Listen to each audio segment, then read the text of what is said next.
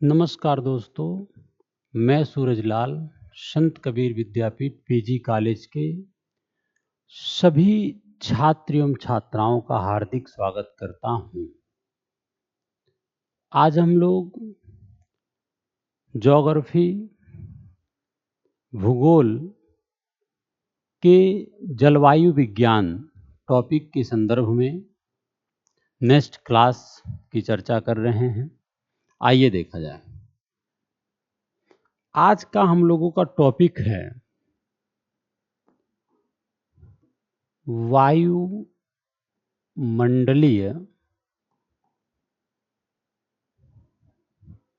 दाब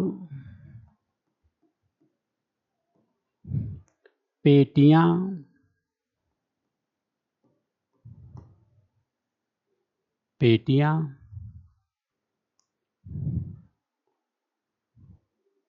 एवं पवने।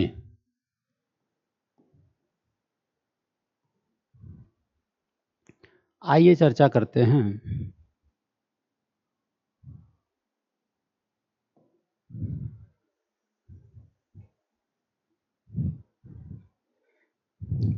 जैसे पता है आपको, अगर मान लीजिए ये कोई रूम है, इस रूम में कोई वायु है, इस वायु का जो दाब है ना, जो प्रेशर है, आप देखते होंगे कि नॉर्मल जीवन में कभी कभी कोई हवाएं बहुत स्लो चलती हैं, तो हम कहते हैं उसका जो दाब है, प्रेशर है, वो कम है। इसी प्रकार प्रति एकांक क्षेत्र में वायु के द्वारा उपस्थित दाब को ही वायुमंडलीय दाब कहते हैं।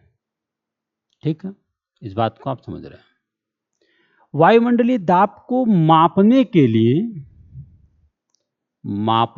लिए बैरोमीटर का प्रयोग किया जाता है। बैरोमीटर ये प्रति एकांक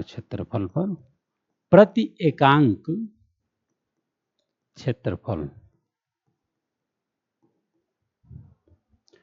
लेकिन जो जलवायु वैज्ञानिक होते हैं,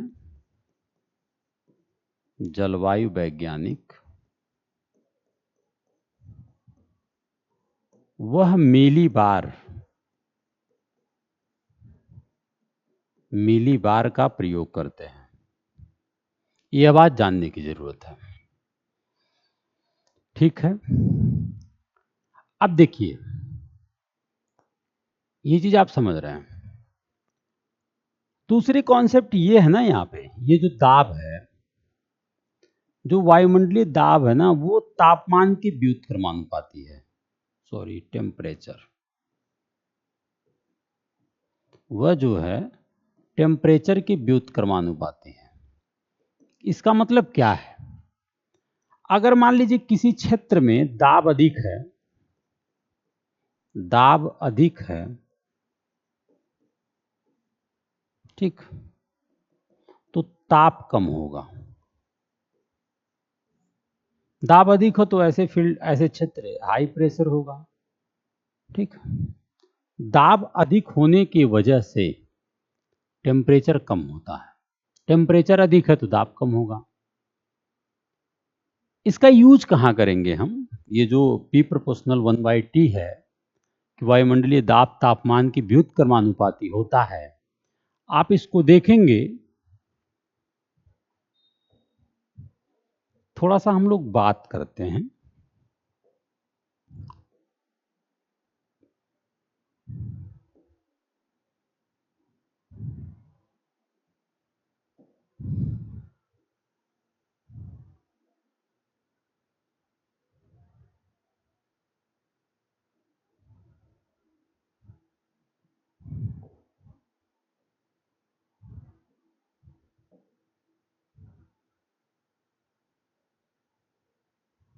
अगर मान लिया जाए ये हमारा पृथ्वी है,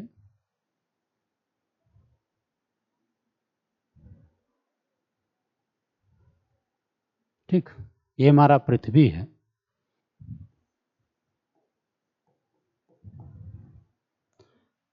अब ये मान लो ये आपका सोलर सिस्टम में ये आपका सूर्य है, सन, ठीक। अब सन की जो लाइट है ना,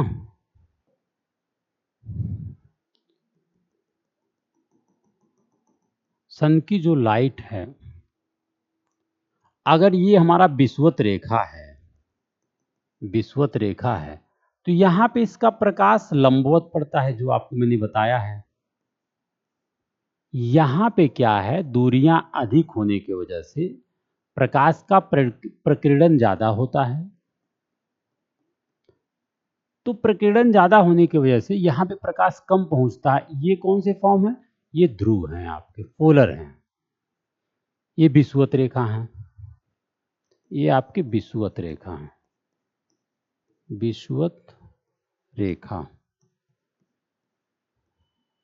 तो यहां टेम्परेचर की अधिक प्राप्ति हो रही है, तो इसलिए यहां पे लो प्रेशर, देखिए बात आ गई ना, लो प्रेशर, क्योंकि टेम्परेचर की अधिक प्राप्ति होती है। लेकिन ये जो फील्ड है, यहाँ पे टेम्परेचर की प्राप्ति कम होती है, इसकी वजह से हाई प्रेशर।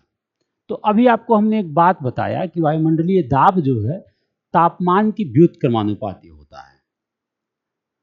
तो जहां दाब, जहां टेम्परेचर आप देख रहे हैं कि यहाँ टेम्परेचर अधिक है तो दाब कम है, तो लो प्रेशर, और यहाँ जो है टेम्परेचर कम है तो दाब अधिक है।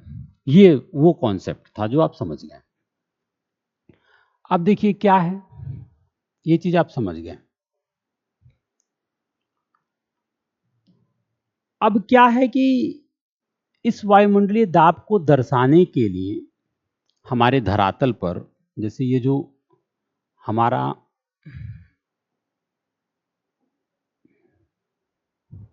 ये चित्र है, यहां पर हमारे वायुमंडलीय दाब को दर्शाने के लिए ऐसे समदाब रेखाएं बनाई जाती है। समदाब रेखाएं देखिए टेढ़ा भी हो सकता है, ये टेढ़ा मेढ़ा भी हो जाता है, सीधा भी रहता है, ठीक है। चूंकि ऐसे समदाब रेखाओं का निर्माण होता है, समदाब, समदाब रेखाएं। क्या होता है समदाब रेखा? समदाब रेखा समान दाब को मिलाने वाली रेखा है, समान दाब को, ठीक है। इसमें क्या होता है, देखो फैक्टर इसका क्या है, आप देखेंगे, मान लीजिए एक समदाब रेखा ए है, एक समदाब रेखा बी है, इनके बीच यदि नजदीकियां कम हैं, बहुत ज्यादा दूर नहीं है लोग, तो इनके अंदर जो वायुमंडलीय दाब होगा उसे हम बोलते हैं दाब प्रवणता बल। दाब प्रवणता बल जो होता है वो अधिक होता है अगर दो समदाब रेखाएं आपस में नजदीक हैं। आप देखेंगे ना, जो हमारे धरातल पर वायु का निर्माण होता है ऐसे ही होता है। ये जो फैक्टर आपको समझा रहे हैं, जो वायु है ना, वायु का जो निर्माण है हवाओं का, यहीं से होता है, दाब प्रवणता बल से। जब समदाब रेखाएं दोनों आपस में बहुत करीब होती हैं, तो यहाँ दाब प्रवणता बल अधिक होता है, जिसकी वजह से वायु की जो गति होती है वो तेज होती है, ठीक है। जो गति होती है वो तेज होती है, इस बात को आप समझ रहे हैं। वायु की जो गति होती है वो तेज होती है। अच्छा, इसी के साथ साथ आप कभी कभी देखेंगे कि ये जो है बहुत आपस में दूरियों में होते हैं, ठीक है। ये जो है बहुत दूरियों में भी होते हैं, तो दूरी होगा तो दाब प्रवणता बल कम होगा। अगर दूरी होगा समदाब रेखाओं के संदर्भ में, ये ए है ये बी है, ठीक है, अगर दूरी होगा तो जाहिर सी बात है दाब प्रवणता बल कम होगा, ठीक है। दाब प्रवणता बल दूरी के संदर्भ में कम होता है। ये हो गया फैक्टर, ये आपका ध्रुव है, वही चीज है, ठीक है। ये कॉन्सेप्ट आप समझ गए। दाब समदाब रेखा के साथ साथ समताप रेखा भी होता है। समताप रेखा, देखिए समताप रेखा भी समान ताप को मिलाने वाली रेखा है। समान ताप को मिलाने वाली रेखा है। समताप रेखा भी जो है समान ताप को मिलाने वाली रेखा है। इस बात को आप समझ रहे हैं।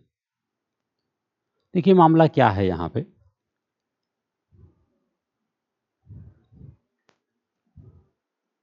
मामला यहां पे ये है, ये दोनों रेखाएं टेढ़े सीधे हो सकते हैं क्योंकि देखिए स्थल और जल दोनों है धरती पे, पृथ्वी पर, तो ये जो है इनके समताप रेखाएं टेढ़े भी हो सकते हैं, सीधे भी हो सकते हैं। ठीक है, तो ये बात आप समझ रहे हैं। ठीक, नेक्स्ट, अब हमारे वायुमंडलीय दाब का वितरण कैसे होता है। ये जो हमारा वायुमंडलीय दाब है जो आपने अभी समझा है, इसका वितरण कैसे होता है। एक तो है ऊर्ध्वाधर, पहला वितरण है ऊर्ध्वाधर, और दूसरा है क्षैतिज।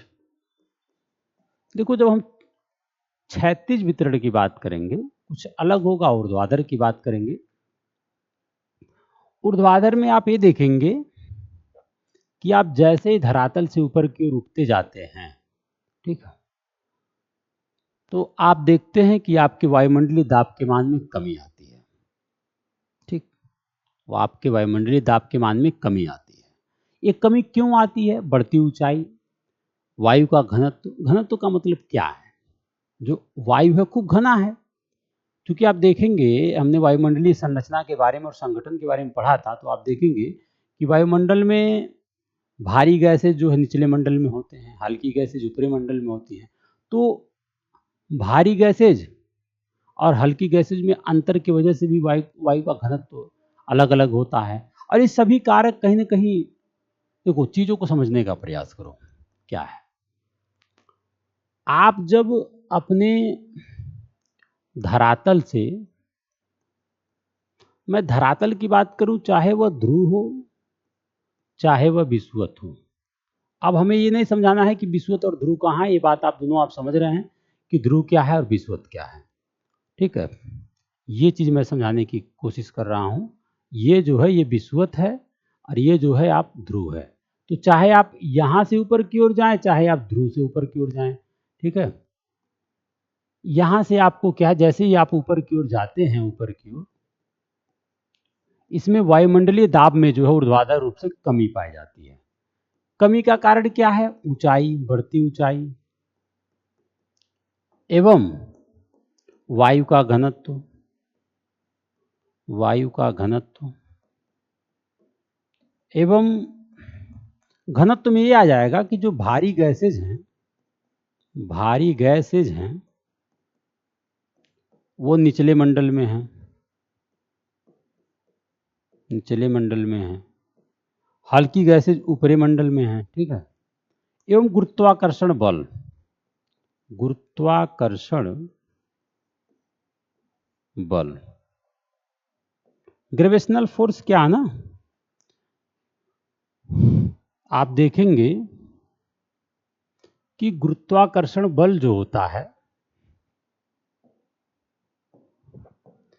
ये जो गुरुत्वाकर्षण बल होता है, बल यहां जो ध्रुव है ना, यहां सर्वाधिक होता है, मैक्सिमम है। लेकिन ये जो विषुवत रेखा है यहां पे कम होता है, यहां पर जो होता है कम होता है गुरुत्वाकर्षण बल। ध्रुव पर सर्वाधिक होता है लेकिन विषुवत रेखा पर कम होता है। ठीक, ये बात आप समझ रहे हैं।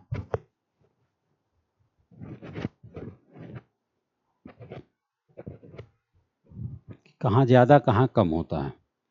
ठीक, मामला क्या है,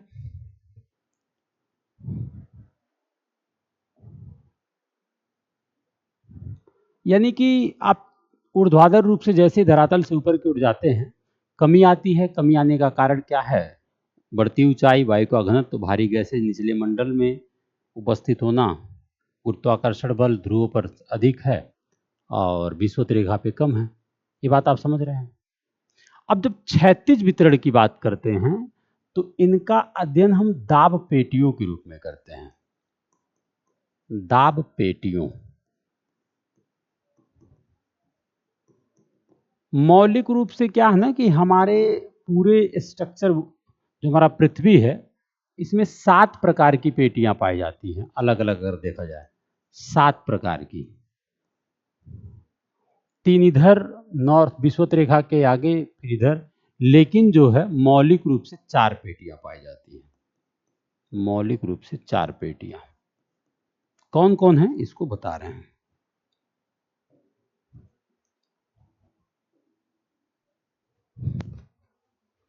आप देखेंगे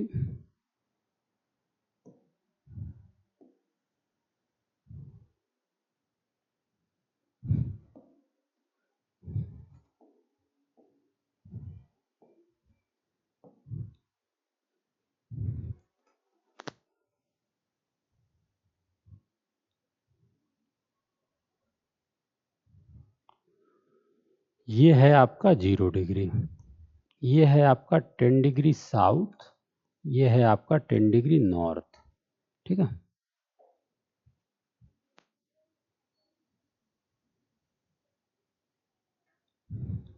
ठीक है। अब देखिए, ये है आपका 23.5 नॉर्थ और ये है आपका 35 डिग्री नॉर्थ। ठीक है, ये बात आप समझ रहे हैं। इसके बाद है आपका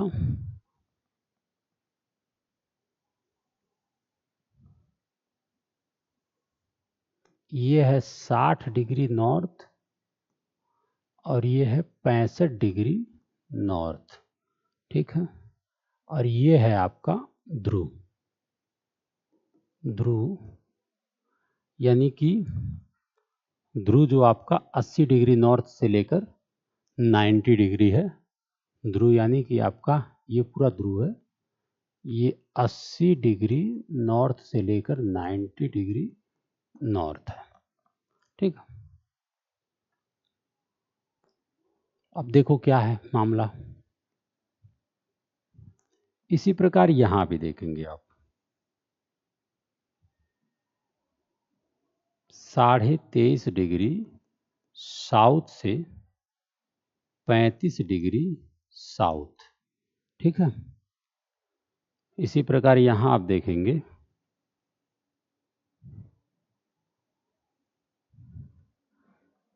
60 डिग्री साउथ से 65 डिग्री साउथ और ये जो चीज है आपका 80 डिग्री साउथ से 90 डिग्री साउथ। ठीक है, ये आपका विषुवत रेखा है।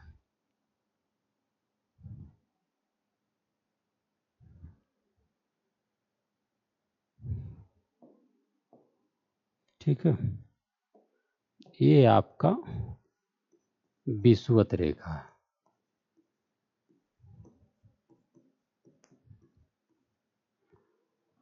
ये जो है आपका ये पूरा विषुवत रेखा है। ठीक, ये जो है आपका 23 से 23.5 से 35, ये उपोष्ण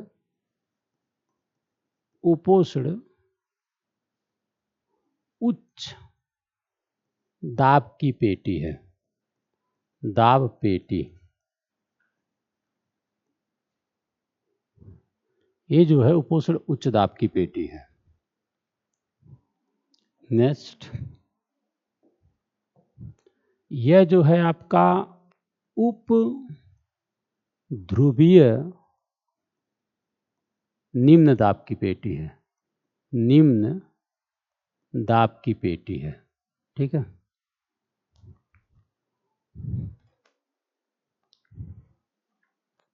एवं यही चीज, ये है आपका उपोष्ण, उपोष्ण उच्च दाब की पेटी, उच्च दाब पेटी, और ये है आपका उपध्रुवीय निम्न दाब की पेटी, निम्न दाब, ठीक। और ये है ध्रुवीय पेटी, ध्रुवीय पेटी, ये है आपका ध्रुवीय पेटी, ठीक। ये बात आप समझ रहे हैं। अब प्रश्न ये बनता है कि इसका निर्माण कैसे होता है, लेकिन सबसे पहले आप जान लें कि दोनों गोलार्धों को सम्मिलित करते हुए 7 पेटियां हैं। देखिए 1 2 3 4 5 6 और 7, लेकिन मौलिक रूप से 4 पेटियां हैं, मौलिक रूप से 4 पेटियां हैं।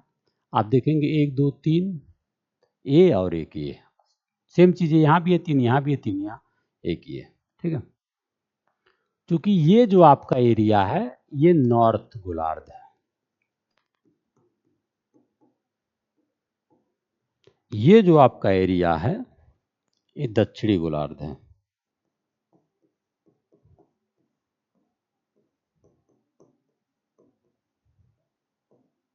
दक्षिणी गोलार्ध ही उत्तरी गोलार्ध, ठीक है। अब देखिए मामला क्या है, ये तो है हमारी वायुमंडलीय पेटियां। अब इसका निर्माण कैसे होता है ये जानना बहुत जरूरी है, ठीक है। देखिए ये निर्माण होता है, इसका निर्माण होता है ताप के प्रभाव से, ताप के प्रभाव से।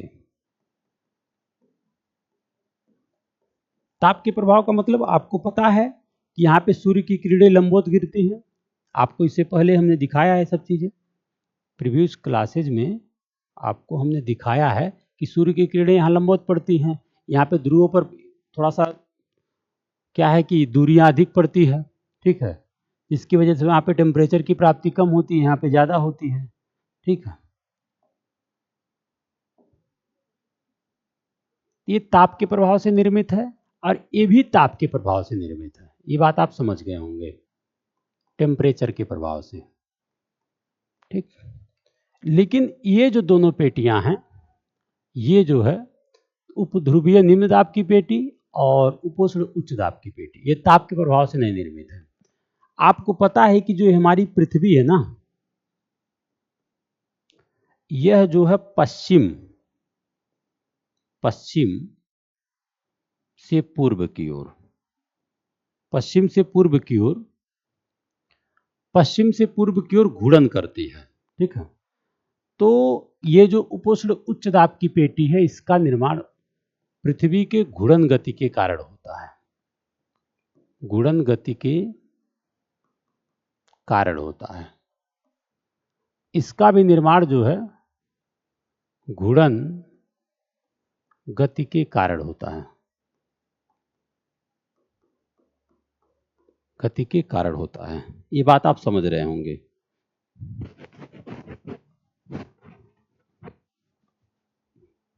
इन दोनों का निर्माण जो है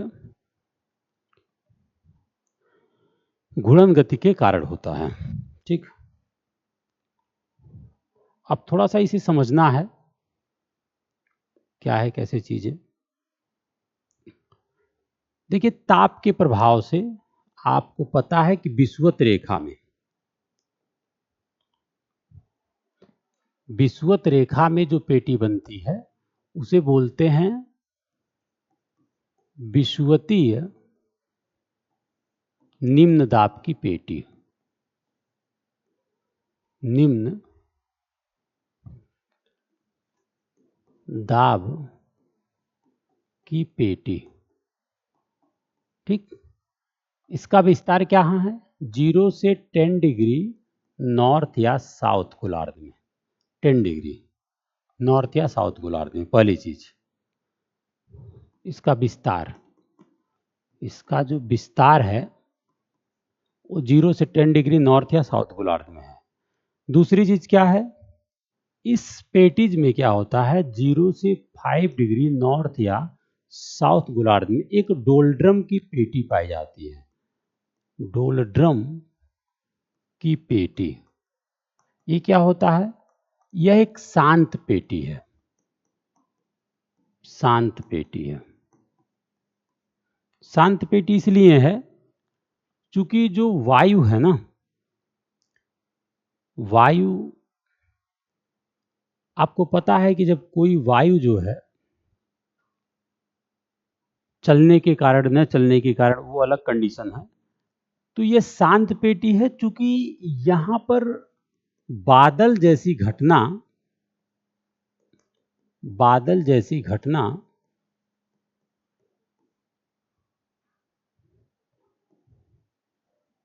नहीं बनती, नहीं बनती, बादल जैसी घटना नहीं बनती, जिसकी वजह से ये शांत पेटी है। और यहां पे क्या होता है, क्योंकि बादलों से रहित होता है, डोलड्रम की पेटी में क्या होता है कि आपको जैसे देखिए बादल का फैक्टर क्या होता है, बादल का फैक्टर ये होता है कि जो बादल का फैक्टर है उसमें आप देखेंगे कि जो वायु है ना, वायु जब ऊपर की ओर ऊर्ध्वाधर से चलती है तो उस वायु से ही बादल का निर्माण होता है। परंतु जब वायु क्षैतिज चलेगा तो बादल का निर्माण नहीं हो पाएगा। तो डोलड्रम में क्या होता है, कुछ इसी प्रकार की गतिविधियां होती हैं कि वायु जो है क्षैतिज चलता है, इसकी वजह से बादल रहित हो जाता है और पेटी शांत रहता है। लेकिन ये जो प्रक्रिया है ये तो ऐसा होता ही है, लेकिन प्रति 2 बजे जो है, प्रतिदिन 2 बजे यहां संवहनीय संवहनीय संवहनीय वर्षा होती है। ये क्या होता है, देखो जब धरातल का कोई भी क्षेत्र टेम्परेचर की प्राप्ति जब अधिक कर लेता है, मान लो विषुवत रेखा तो अधिक कर लेगा, तो वहां पे लो प्रेशर का निर्माण होगा। और कोई चीज जब गर्म होता है ना तो उसका तेजी से प्रसार होता है, तो तेजी से प्रसार होने के कारण वहां पे संवहनी वर्षा होती है। ये होता है डोलड्रम की पेटी की विशेषता। ठीक, ये होता है डोलड्रम की पेटी की विशेषता। ये बात आप समझ रहे हैं। इसके साथ साथ आपने देखा जो तापीय प्रभाव से निर्मित है वो है ध्रुवीय उच्च दाब की पेटी। ध्रुवीय उच्च दाब की पेटी जिसका विस्तार 80 से 90 डिग्री नॉर्थ या साउथ के बीच, ठीक, इसका विस्तार जो है 80 से 90 डिग्री नॉर्थ या साउथ के बीच।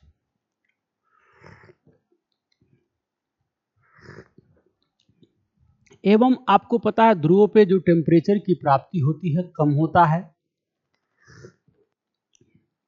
एवं गुरुत्वाकर्षण बल भी यहां पे अधिक होता है। वायु ठंडी एवं भारी होती है। ठीक है, इन तमाम कारणों की वजह से इस पेटी का निर्माण हुआ है। इन तमाम कारणों की वजह से इस पेटी का निर्माण हुआ है। ठीक, जैसे कि सूर्यताप की प्राप्ति कम होना, सूर्यताप की प्राप्ति कम होना, ठीक, गुरुत्वाकर्षण बल अधिक होना, गुरुत्वाकर्षण बल अधिक होना, इससे इस पेटी का निर्माण हुआ है। ठीक, ये बात आपको समझने की जरूरत। और इस पेटी का निर्माण कैसे होता है, तापीय प्रभाव से। तापीय प्रभाव का मतलब क्या है, वही जो सूर्य की किरणें हैं ध्रुवों पर लंबवत न होकर के आप देखते हैं कि क्षैतिज रूप में जाता है। ठीक, लंबवत न होकर के क्षैतिज रूप में जाता है, और जिसकी वजह से बहुत ज़्यादा दूरी तय करना पड़ता है, प्रकीर्णन भी रास्ते में हो जाते हैं, तो वहाँ पे हाई प्रेशर का निर्माण होता है। हाई प्रेशर, वो जो ध्रुवों की उच्च दाब की पेटी थी, मैंने आपको बताया है वो। ठीक, ये पेटी है, आप देखेंगे ये जो है, इस पेटी की मैं बात कर रहा हूँ, ताप के प्रभाव से निर्मित है, और ये ताप के प्रभाव से निर्मित है। ठीक, नेक्स्ट, अब हम बातें करते हैं घूर्णन गति के प्रभाव से निर्मित पेटी। घूर्णन गति के प्रभाव से निर्मित दो पेटी हैं। एक है उपोष्ण उच्च दाब की पेटी। उच्च दाब की पेटी क्या होता है? उपोष्ण उच्च दाब की पेटी, आप देखेंगे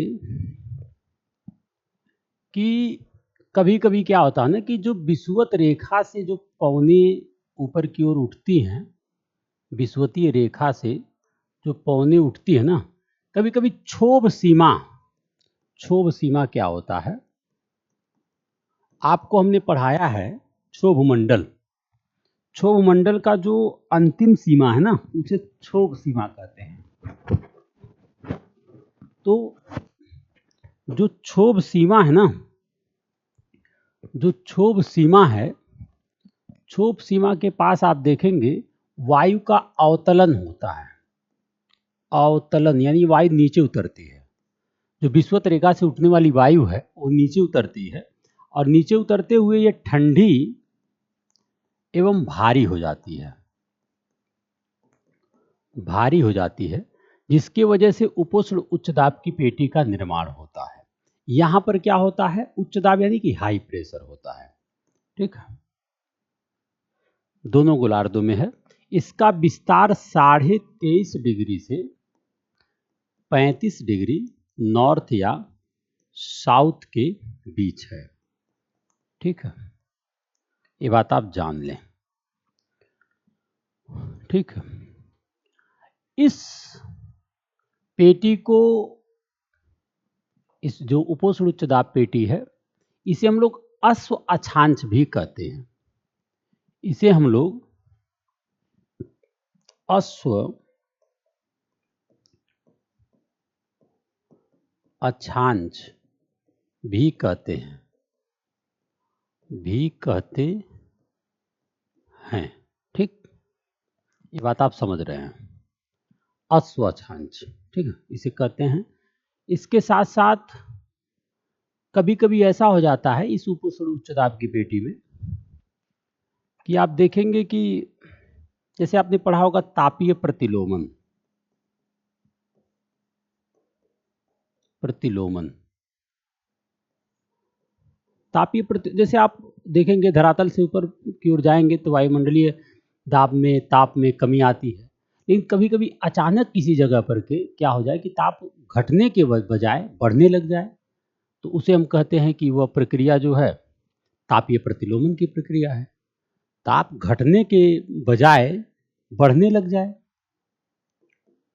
बढ़ने लग जाए वायुमंडल से, आप वायुमंडल में ऊपर की ओर जब जाए, चाहे ध्रुव से चाहे विषुवत रेखा से, तो ताप घटने के बजाय बढ़ने लग जाए, तो इसे तापीय प्रतिलोमन कहते हैं।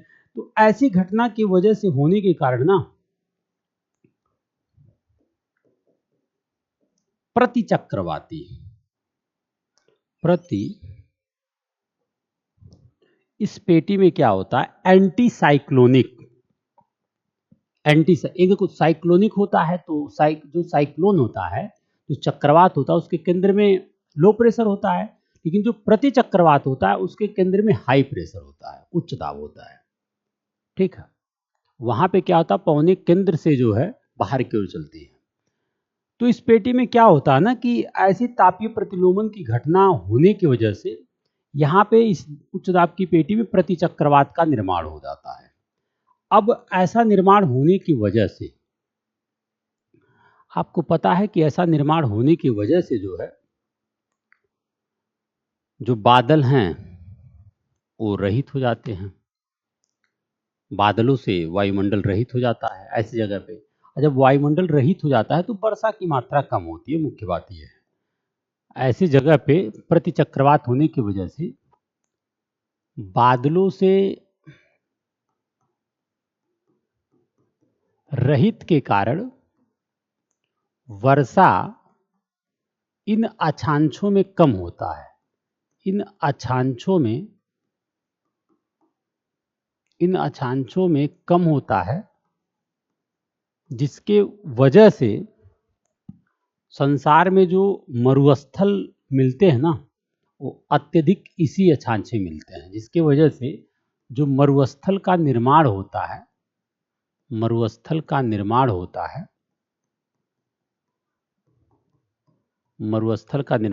है मैक्सिमम इसी क्षेत्र में होता है। जैसे आप देखें यूएसए का सोनेरन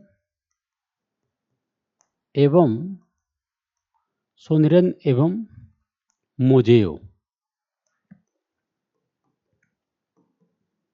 एवं आप देखेंगे ईरान का दस्त कबीर एवं दस्त लूट, ईरान का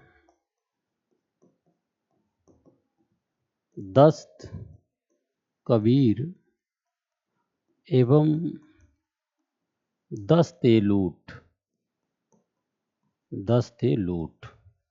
आप देखेंगे अफ्रीका का सहारा,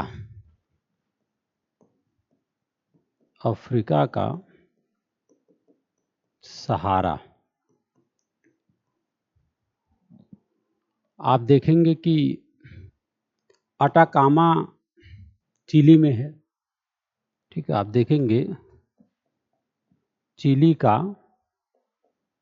अटाकामा शुष्क मरुस्थल है, ठीक है। ऐसे तमाम सारे मरुस्थल का निर्माण होता है इन्हीं प्रतिचक्रवात की वजह से, ठीक। ये हो गया उपोष्ण उच्च दाब की पेटी। नेक्स्ट जो पृथ्वी के घूर्णन से जो पेटी बनता है, दूसरा था, यह है उपध्रुवीय निम्न दाब की पेटी।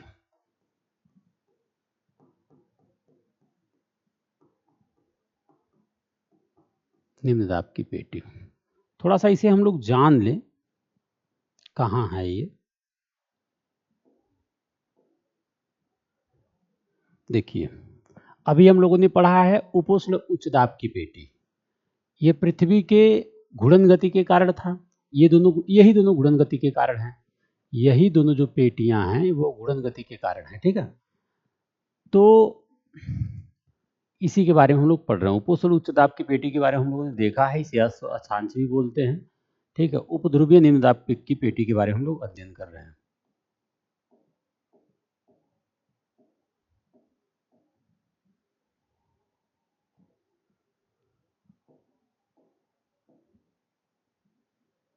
ठीक है, ये हो गया।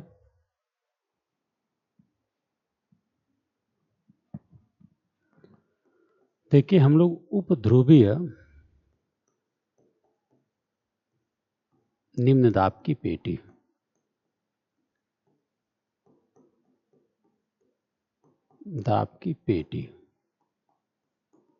इसका विस्तार जो है ना वो 60 डिग्री नॉर्थ से लेकर नॉर्थ या साउथ 60 डिग्री से लेकर के 65 डिग्री नॉर्थ या साउथ गोलार्ध के बीच है, ठीक। दूसरी बात क्या थी, इसका निर्माण कैसे होता है ये जानने की जरूरत है। देखो ये इधर ध्रुव है, ऊपर ध्रुव से ठंडी वायु आ रही है, ठीक, और इधर से जो है विषुवत रेखा से गर्म वायु आ रही है। आप देखते होंगे अब इसमें क्या होता है, ठंडी वायु और गर्म वायु आती है तो यहाँ पे एक वाताग्र का निर्माण होता है, वाताग्र फ्रंट, का निर्माण होता है। ध्रुवों से ठंडी वायु और विषुवत रेखा से गर्म वायु के आने की वजह से वाताग्र का निर्माण होता है। और इस वाताग्र के निर्माण में गर्म वायु भारी पड़ती है, गर्म वायु उठ जाती है ऊपर की ओर और ठंडी वायु नीचे की ओर दब जाती है, ठीक है, जिसकी वजह से यहाँ पे एक लो प्रेशर का निर्माण होता है, निम्न दाब का निर्माण होता है, जिसके कारण इसको उपध्रुवीय निम्न दाब की पेटी कहते हैं। जिसकी वजह से इसको उपध्रुवीय निम्न दाब की पेटी कहते हैं। ठीक है, इस बात को आप समझ रहे हैं कि इसे उपध्रुवीय निम्न दाब की पेटी क्यों कहते हैं, इसी वजह से कहते हैं। ठीक है, दूसरी बात क्या है इसमें कि वाताग्र का तो निर्माण होता ही है, यहाँ पे सर्वाधिक कोरियालिस बल का भी मान मिलता है। इन्हीं अक्षांशों में कोरियालिस बल का प्रभाव सर्वाधिक होता है। ठीक है, नेक्स्ट विशेषता क्या है कि सर्वाधिक कोरियालिस बल इन्हीं अक्षांशों में मिलता है, 60 से 65 डिग्री नॉर्थ या साउथ गोलार्ध में। कोरियालिस बल एक प्रकार का आभासी बल है। ठीक है, कोरियालिस बल क्या है, एक प्रकार का आभासी बल है। यह खास करके जो इस पूरे आपने पढ़ा है ना, एक नॉर्थ और साउथ गोलार्ध में कौन कौन सी पेटियां पाई जाती हैं, इन पेटियों के बीच कुछ हवाएं भी चलती हैं। इन हवाओं को अगर दिशा देने का प्रदान करता तो कोरियालिस बल करता है। तो इसे हम आगे के लेक्चर में हम लोग और अध्ययन करेंगे। तो हमें आशा और पूर्ण विश्वास है कि आप लोग अच्छे से इस जलवायु विज्ञान को, इस टॉपिक को, वायुमंडलीय दाब एवं पेटियां समझ में आ गया होगा और आ जाएगा। तो इस प्रकार साथियों, इस क्लास को शेयर भी करें अपने मित्रों में, अपने ग्रुप में, एवं चैनल को सब्सक्राइब भी करें। जय हिंद साथियों।